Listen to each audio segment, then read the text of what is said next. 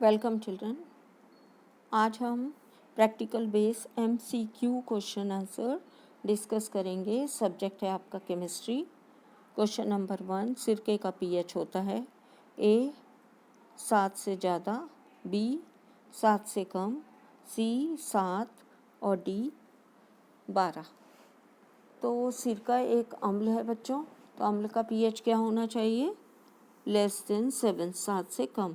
तो correct answer क्या हो जाएगा इसका? आपका करेक्ट आंसर होगा बी, <7, बी। क्वेश्चन नंबर 2, किसी दिए गए नमूने में pH पेपर डालने पर इसका रंग लाल हो जाता है। यह नमूना हो सकता है ए तनु NaOH विलयन, बी नल का पानी, सी तनु HCl विलयन और डी, ये डी है बच्चों,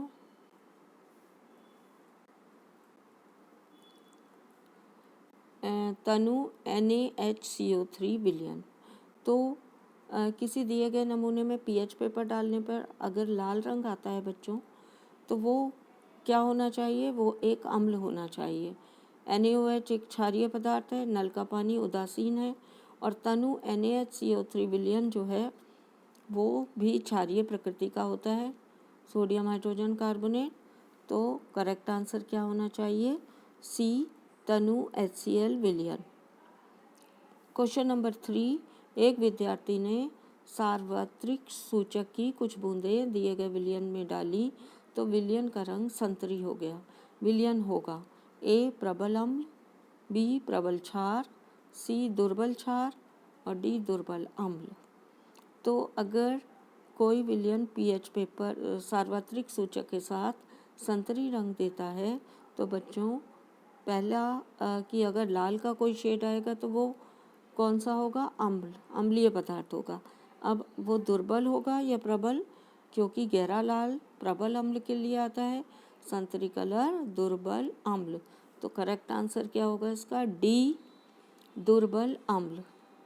क्वेश्चन नंबर 4, एक परख नली में सोडियम हाइड्रोजन कार्बोनेट का जलीय विलयन लिया गया। उसमें कुछ बूंदें सार्वत्रिक सूचक की डाली गईं। विलयन का रंग होगा नीला, बी पीला, सी संतरी और डी हरा।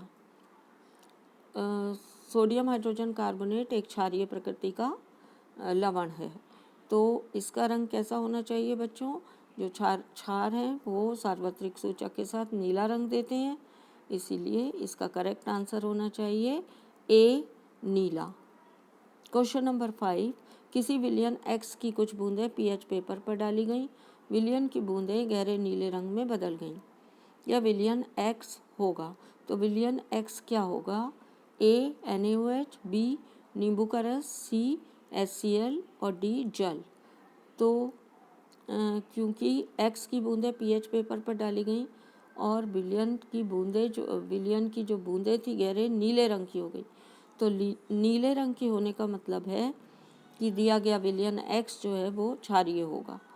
NaOH, नींबू का रस, HCl या जल। HCl अम्ल है, नींबू के रस में भी अम्ल है और जल उदासीन होता है। करेक्ट आंसर क्या होगा? ए NaOH, सोडियम हाइड्रोक्साइड।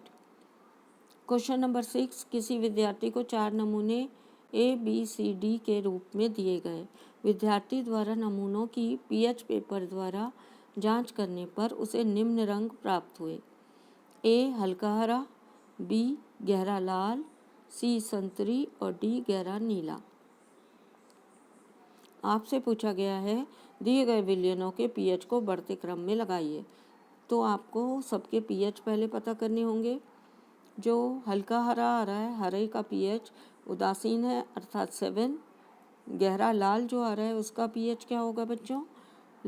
लाल का pH 2 या 3 होगा क्योंकि ये प्रबल अम्ल है।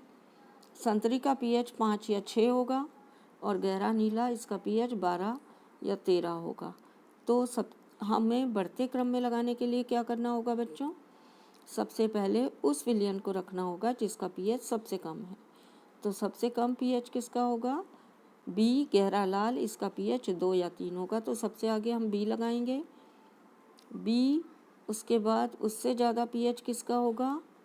सी संतरी का 5 या 6, देन 7 हल्का हरा, उदासीन है तो 7 होगा इसका पीएच, और लास्ट में गहरा नीला डी आएगा जिसका पीएच 12 या 13 होगा। तो करेक्ट आंसर कौन सा हुआ?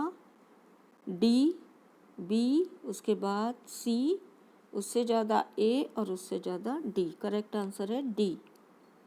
क्वेश्चन नंबर 7, जब सल्फ्यूरिक अम्ल की क्रिया जिंक धातु से कराई जाती है तो निकलने वाली गैस होगी। निकलने वाली गैस कौन सी होगी जब सल्फ्यूरिक अम्ल जिंक धातु से क्रिया करता है? नाइट्रोजन, कार्बन डाइऑक्साइड, सी ऑक्सीजन और डी हाइड्रोजन। तो जब अम्लों की धातु से क्रिया कराई जाती है बच्चों तो कौन सी गैस निकलती है? हाइड्रोजन। तो करेक्ट आंसर कौन सा होगा? D, hydrogen. क्वेश्चन नंबर 8, क्या होगा यदि जलती हुई तीली परख नली के मुख पर लाई जाती है जिसमें NaOH और जिंक धातु की अभिक्रिया हो रही है? अगर NaOH अर्थात क्षारीय पदार्थ जिंक धातु से क्रिया करते हैं तो कौन सी गैस देते हैं? हाइड्रोजन। अब आपको इन दिए गए ऑप्शंस में से सही आंसर निकालना है।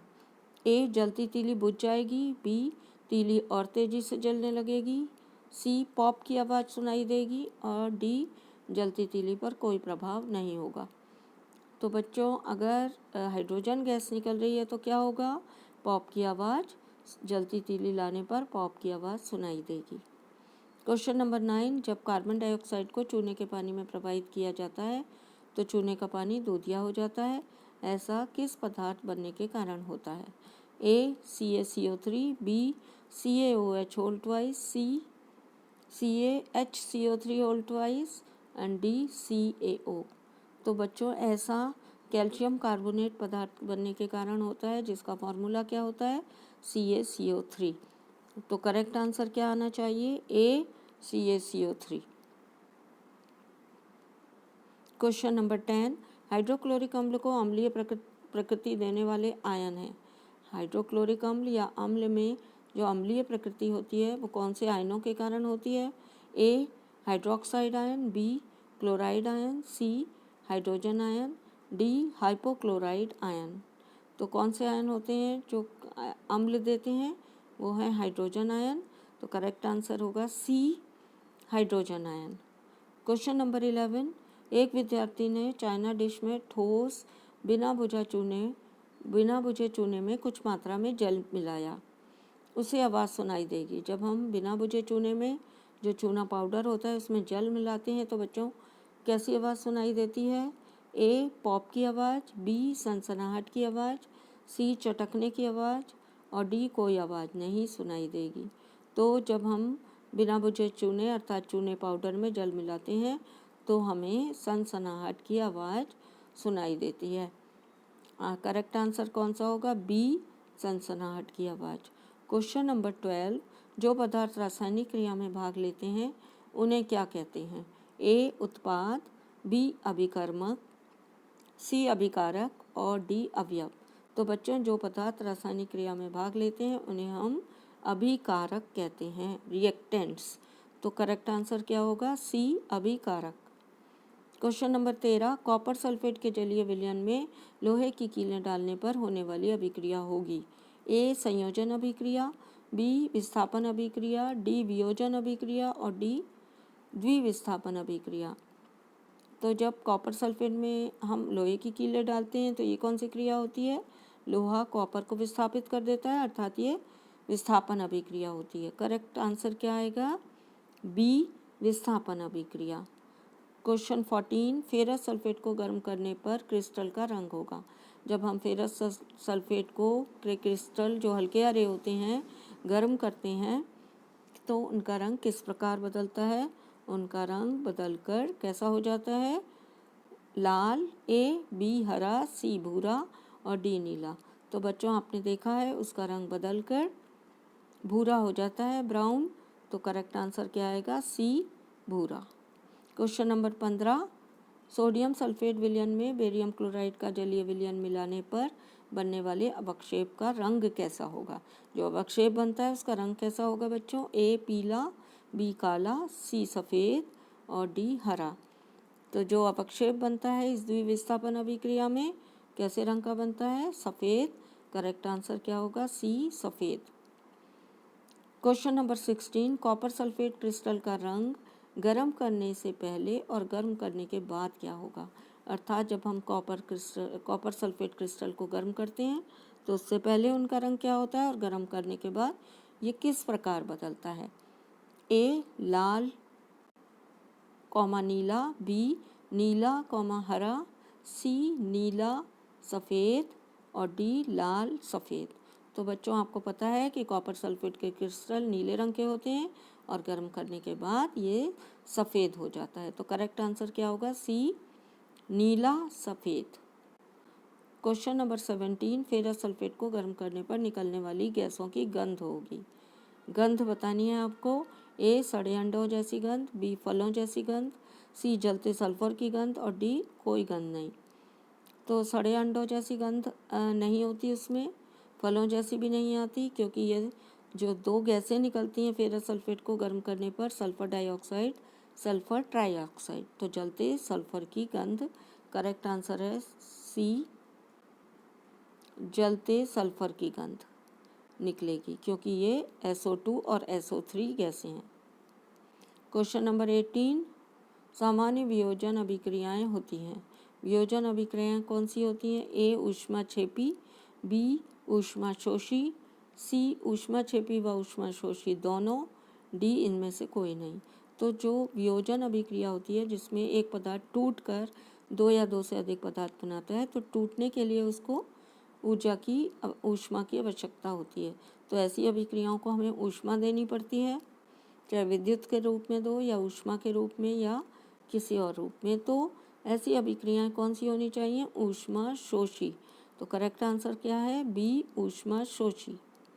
क्वेश्चन नंबर 19, जब सोडियम सल्फेट को बेरियम क्लोराइड के जलीय विलयन में मिलाया जाता है तो बनने वाला अवक्षेप निम्न पदार्थ का होगा। किस पदार्थ का अवक्षेप बनता है ये बताना है आपको। A barium sulphide, B sodium sulphate, C sodium chloride और डी बेरियम सल्फेट।